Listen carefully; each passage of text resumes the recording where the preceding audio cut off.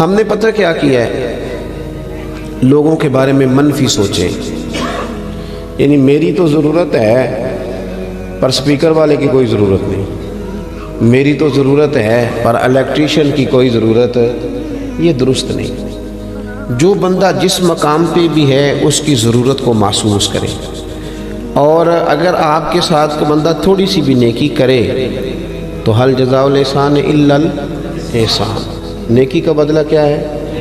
مشکور زندگی گزارنے کی کوشش کریں۔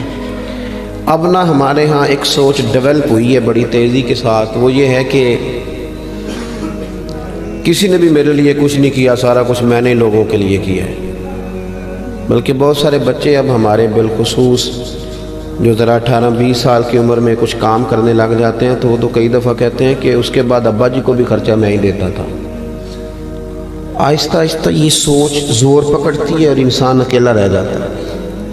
اللہ کے پیارے رسول صلی اللہ علیہ وسلم نے نا تشکر، شکریہ، احسان مندی، احسان شناسی، اس خوبصورتی پر بھی زور دیا ہے۔ فرمایا من لم یشکر الناس ولم یشکر اللہ، اس نے لوگوں کا شکریہ ادا نہیں کیا، اس نے اللہ کا بھی کوئی نہیں کرنا۔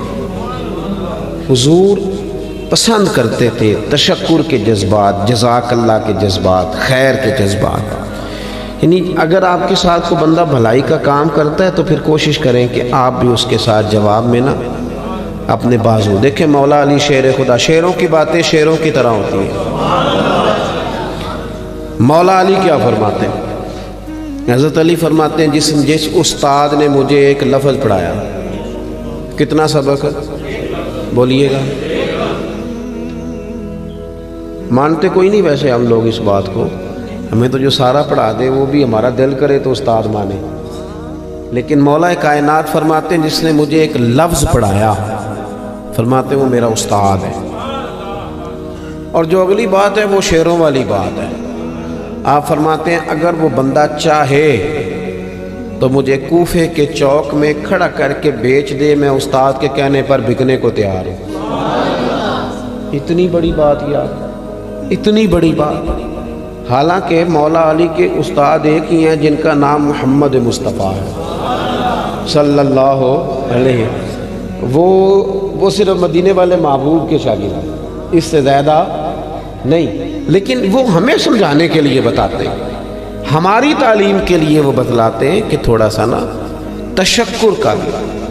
اسی لیے اللہ تعالیٰ نے جہاں اپنی عبادت کا ذکر کیا وہیں ساتھ کہا وبالوالدین احسان، والدین کے ساتھ بھی احسان کرو تو مشکور رہیں، ممنون رہیں۔ ہم جب بولتے ہیں تو یوں لگتا ہے کہ جیسے ان کا کوئی آگے پیچھے ہے ہی نہیں، اسی بندے نے ساری دنیا سنبھالی ہوئی ہے۔ یہ انداز ٹھیک ہے؟ آپ تھوڑا تھوڑا، اور یاد رکھیں دنیا میں بڑا ہوتا ہی وہ ہے جس کا کوئی بڑا ہوتا ہے، جس کا کوئی بڑا نہ ہو وہ بڑا۔ اسی لیے میں اکثر کہتا ہوں کہ چودھری صاحب کا پیر کوئی نہیں ہوتا، کیونکہ وہ اپنے سے بڑا کسی کو مانے گا تو پیر پکڑے گا نا۔ پڑھے لکھے لوگوں کا بھی پیر ہے، آج کل مذہبی لوگ بھی، خطیب، واعظ، نعت خان، نقیب اللہ، ماشاءاللہ ان کا بھی پیر نہیں ہوتا، سب کی بات نہیں کرتا، اس لیے کہ کیڑا ہتھے چڑھ گیا وہی سیدی مرشدی، ختم ہو گئی بات۔ کون مطلب کسی کو باقاعدہ مانے؟ اور ویسے بھی جو میری طرح کے لوگ ہوتے ہیں مرید نہیں ہوتے، وہ سیدھے سیدھے خلیفہ ہی ہوتے ہیں، وہ زیادہ آسان کام یہی ہے۔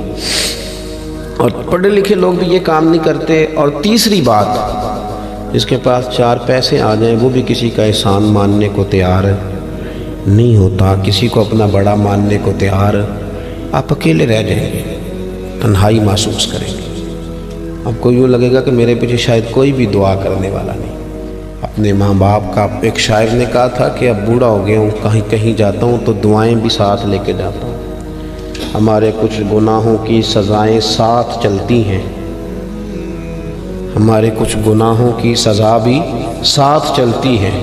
اب میں اکیلا نہیں چلتا، دوا بھی ساتھ چلتی ہے، دوائیاں بھی ساتھ چلتی ہیں۔ اور کہنے لگا ابھی زندہ ہے ماں میری، مجھے کچھ بھی نہیں ہوگا، میں گھر سے جب نکلتا ہوں تو دعا بھی ساتھ چلتی ہے، میں گھر سے جب نکلتا ہوں دعا بھی ساتھ چلتی ہے۔ تو اخلاقی قدروں پہ ضرور توجہ فرمائیں۔ اللہ تعالیٰ توفیق عمل عطا فرمائے۔